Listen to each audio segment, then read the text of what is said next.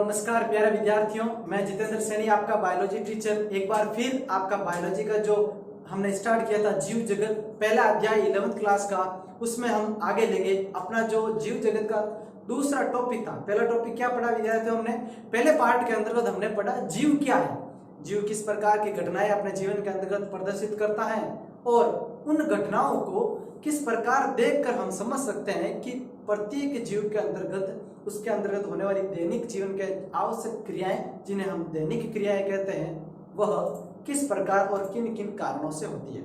आज का जो अपना टॉपिक रहेगा वो रहेगा जीव जगत में विविधता।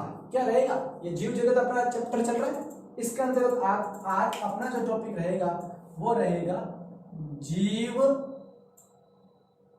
जगत में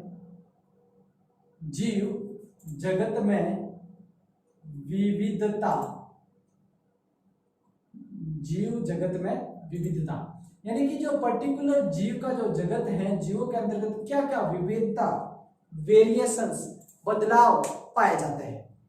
अब इसको समझने के लिए अपने को पता होना चाहिए कि पूरे विश्व भर में कितने जीव हैं और इन जीवों के अंतर्गत क्या क्या विविधताएं पाई जाती है। फॉर एग्जाम्पल, अलग अलग महाद्वीपों के अंतर्गत जलवायु परिवर्तन के आधार पर जीवों के अंतर्गत बदलाव आते हैं। कैसे? एशिया महाद्वीप के अंतर्गत अलग बात होती है, जीवों की जीनों का रहन सहन, व्यवहार, प्रवृत्ति वो अलग होती है। हम जाए अफ्रीका महाद्वीप के अंतर्गत, वहां पर जीवों का आकार, रंग, उनका दैनिक जीवन की क्रियाएं, भोजन, पाचन, अवशोषण, उसके अंदर थोड़ा सा बदलाव होता है, व्यवहार में ज्यादा बदलाव आता है। अलग अलग महाद्वीप में जैसे जैसे ठंडे इलाकों में जाते हैं तो अलग अलग प्रकार के जीव मिलते हैं, और जैसे जैसे हम उष्णकटिबंधीय या नम क्षेत्र है, रेगिस्तान है, मरुस्थल है, इस प्रकार के जगहों पर जाते हैं तो जीवों के अंतर्गत अपने को विविधताएं मिलती है। लेकिन ये जो विविधताएं हैं हमें कैसे पता चलेगा? तो अपने को पता है कि पूरे विश्व भर में 1.7 मिलियन से भी ज्यादा 1.7 मिलियन से भी ज्यादा जीव 1.7 मिलियन से भी ज्यादा जीव है। अब इन जीवों को हम कैसे पहचानेंगे? क्योंकि इनका पहचानने का क्या होगा कि लोकल नाम से अगर हम पहचानेंगे तो एक ही चीज को अलग अलग क्षेत्रों में अलग अलग नामों से जाना जाएगा। कैसे? कि हर एक क्षेत्र की एक उसकी सामान्य भाषा होती है, एक उसकी राजभाषा होती है, एक राष्ट्रभाषा होती है और एक कॉमन लैंग्वेज होती है। तो अगर एक ही चीज, फॉर एग्जाम्पल मैंगो, आम, मैंगो इंग्लिश में बोलते हैं, हिंदी में आम, या पर्टिकुलर मराठी में कुछ अलग बोलेंगे, तो ये लोकल लैंग्वेज हुई कि नहीं हुई? वैसे वैसे पूरे विश्व भर में अगर एक ही चीज को अलग अलग नामों से पुकारा जाएगा तो बहुत कंफ्यूजन हो जाएगी, जिसकी वजह से हम 1.7 मिलियन, लगभग 17 लाख या 18 लाख के आसपास जो जीव जगत की जातियां हैं उनको हम कैसे पहचानेंगे?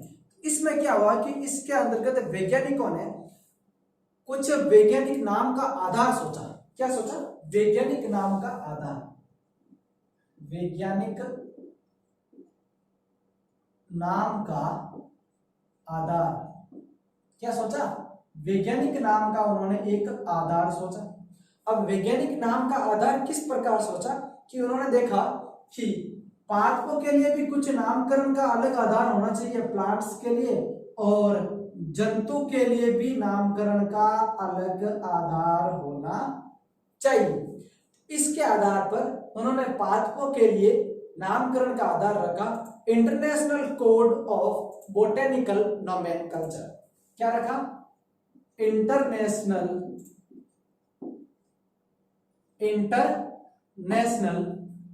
Code of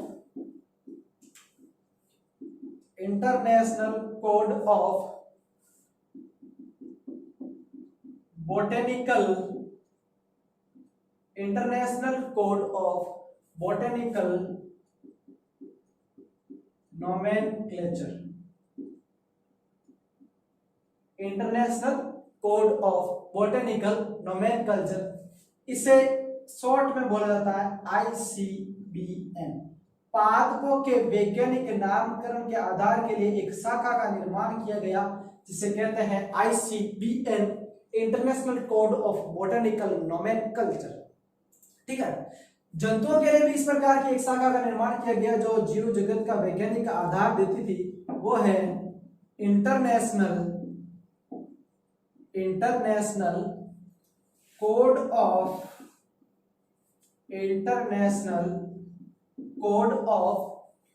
zoological. हमने बात की थी अभी पिछले पार्ट के अंतर्गत कि जूलॉजी जंतुओं के बारे में, बॉटनी जीवों के बारे में, तो बॉटनिकल पादपों के बारे में होगी, जूलॉजिकल जंतुओं के बारे में होगी। तो international code of zoological nomenclature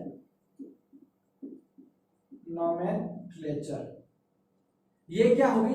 ये हो गई अपने ICZN। क्या हो गई? ICZN। इस प्रकार वैज्ञानिकों ने वैज्ञानिक नाम का आधार के लिए कुछ शाखाओं का निर्माण किया ताकि जीवों के अंदर जो विविधता पाई जाती है उस विविधता को समझने के लिए एक नामकरण की पद्धति बनाई जाए ताकि पूरे विश्व भर में एक ऐसा नाम हो जो उस जीव की जाति के लिए सभी विश्व भर में जाना जाए।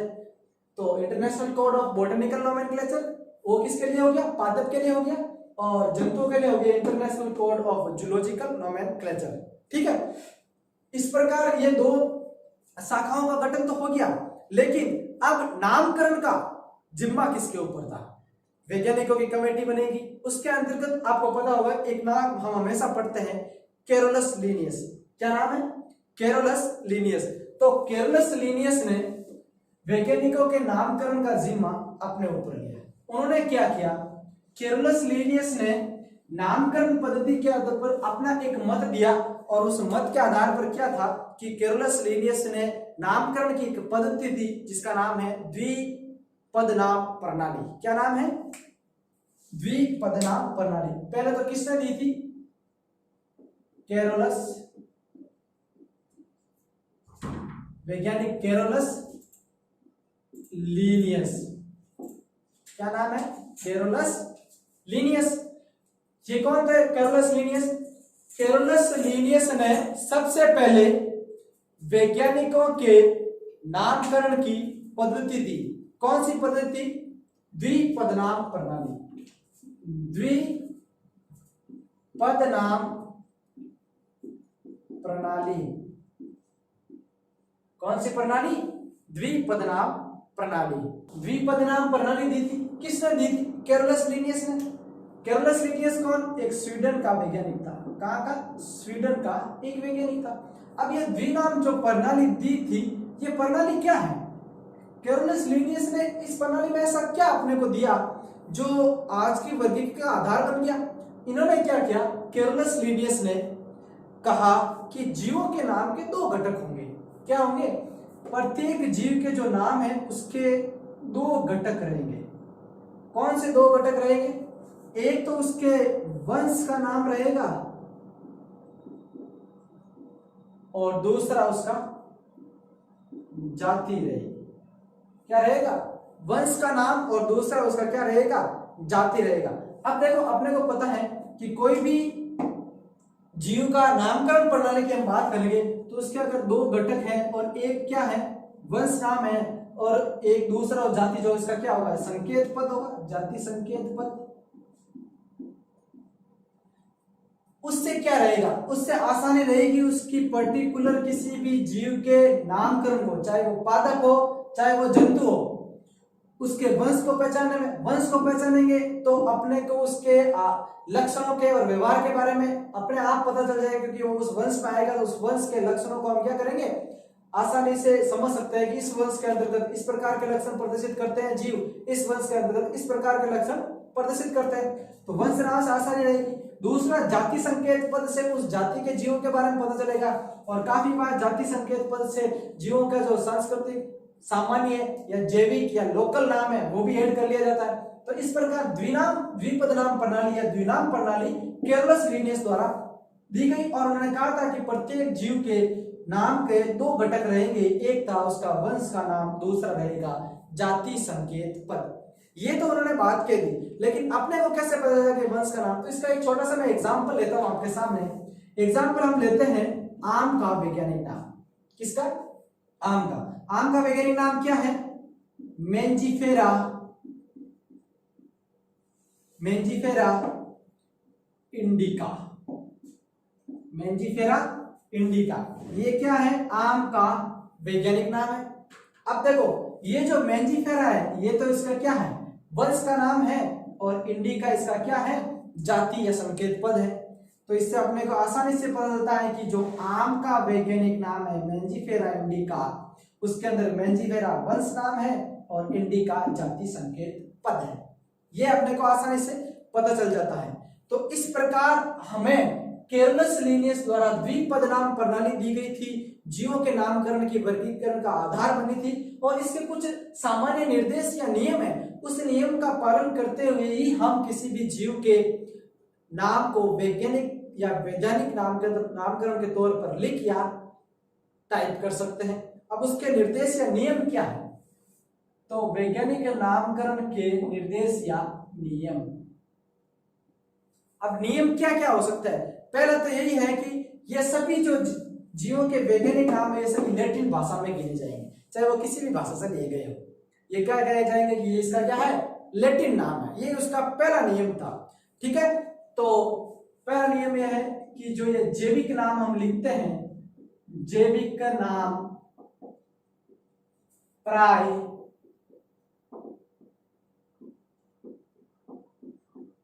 लैटिन भाषा में, प्राय लैटिन भाषा तथा तिरछे लिखे जाते हैं, तिरछे लिखे जाते हैं। ये इसका पहला नियम है, लैटिन भाषा में और तिरछे लिखे जाएंगे। ठीक है, दूसरा वही बात है, पहला पद नाम का क्या? नाम का पहला पद तो उसका रहेगा वंश का नाम, और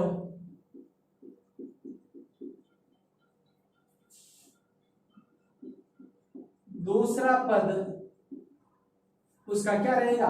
जाति संकेत पद। क्या रहेगा? जाति संकेत पद रहेगा। ठीक है, पहला पद वंश का नाम, दूसरा जाति संकेत पद रहेगा। और अगर ये वैज्ञानिक नाम हाथ से लिखे जाते हैं तो क्या लिखे जाता है? हाथ से। तो दोनों शब्दों के अलग अलग नीचे क्या रहेगी? अंडरलाइन रहेगी, रेखांकित रहेगी, और छपाई के अंदर भी ये क्या लिखा जाएगा? तिरछा लिखा जाएगा। तो इसका इंपॉर्टेंट क्या है? यदि जैविक नाम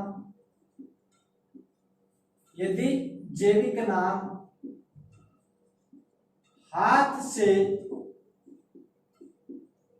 यदि जैविक नाम हाथ से लिखे जाते हैं तो, यदि जैविक नाम हाथ से लिखे जाते हैं तो दोनों पदों के नीचे जैसे रेखांकन किया हुआ है तो रेखांकन तथा तिरछे लिखे जाएंगे, तथा तिरछे लिखे जाएंगे। दोनों पदों के नीचे रेखांकन तथा तिरछे लिखे जाएंगे। ये इसका नियम हो गया। और इंपॉर्टेंट नियम की बात करें तो हमेशा याद रखना कि जो जाति पद के नाम का बाद जो जैविक नाम है उसके बाद भी जिस वैज्ञानिक ने उस नाम को दिया है या सर्वप्रथम उसके बारे में खोज की गई है उसको कोष्ठक में लिखा जाता है। अंत में लेखक का नाम लिखते हैं, लेखक को कोष्ठक के अंतर्गत लिखा जाता है। जैसे मैं बात करूं चौथे नियम की, जैविक नाम के अंत में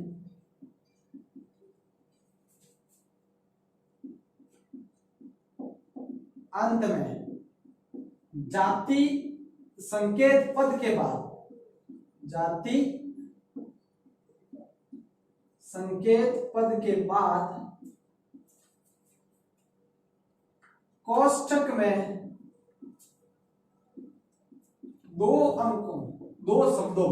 कोष्ठक में दो शब्दों में लेखक का, यानी कि लेखक मतलब सब उसका नाम को देने वाला, लेखक का नाम लिखा जाता है। लेखक का नाम लिखा जाता है। जैसे इसी को लेते हैं मेंजिफेरा इंडिका को एग्जाम्पल के तौर पर, मेंजिफेरा इंडिका कोष्टक में लिखेंगे हम लीन, मतलब कि लीनियस, कैरोलस लीनियस ने सबसे पहले इस नाम को लिखा था। तो इस प्रकार हमने जीव जगत में विविधता को पहचानने के लिए सभी जीवों का एक नाम, एक पर्टिकुलर ऐसा कॉमन नेम होना चाहिए जो इस संपूर्ण विश्व में कहीं भी जगह पर अगर वही जीव है तो उसको उसी नाम से पहचाना जाएगा, उसी नाम से जाना जाएगा। और उसका नाम क्या है? उसका नाम की प्रणाली है वो है अपनी वैज्ञानिक कैरोलस लीनियस द्वारा दी गई द्विपद नाम प्रणाली, जिसके अंतर्गत किसी भी जीव के नाम के दो घटक रहेंगे। एक घटक में पहला घटक रहेगा उसका वंश का नाम और दूसरा उसका रहेगा जाति संकेत पद। इस प्रकार अलग अलग जीवों के वर्गीकरण किया गया, उसके वर्गीकरण की आधार बनाए गए, वर्गीकरण की प्रणालियां बनाई गई और उन्हीं आधार और प्रणाली के आधार पर आज संपूर्ण विश्व भर में सभी पादप तथा जंतु जीवों का वर्गीकरण हो चुका है। उनका पर्टिकुलर नाम है, जैसे हमारा मानव में होमो सेपियंस सेपियंस नाम आता है, आम का मेंजिफेरा इंडिका, दूसरे अलग बात करेंगे तो हम जैसे खेजड़ी का प्रोसोपिस सिनेरेरिया, अलग अलग प्रकार के पादपों का नाम दिया गया, फ्रूट्स का, फल का, जीवों का, है ना, जैसे मक्का का जियामेज अलग अलग है, मटर का पायसम सटाइवम, और प्रकार के अलग बात करेंगे तो छोटे कीटों का, बड़े जीवों का, हाथी का, घोड़े का, सबका नामकरण दिया गया है। तो ये पद्धति बनाई गई। अब अपने को पढ़ना है कि जीवों के अंतर्गत विविधता है, विविधता का नामकरण की प्रणाली भी बन गई है, प्रणाली के नियम भी ये है, तो क्यों ना इनका वर्गीकरण किया जाए। तो अब अपना जो अलग टॉपिक रहेगा नेक्स्ट वो है जीवों का वर्गीकरण। उसके बारे में हम वर्गीकरण के बारे में डिटेल में डिस्कस करेंगे।